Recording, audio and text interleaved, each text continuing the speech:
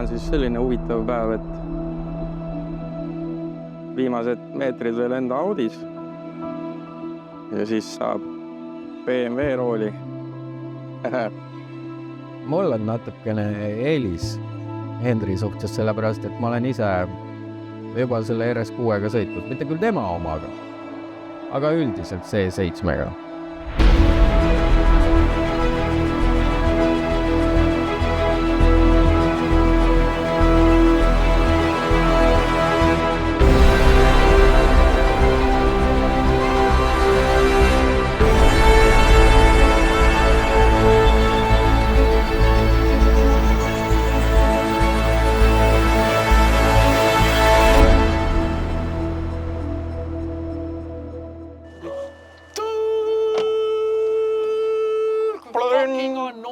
See on varem kus otsas.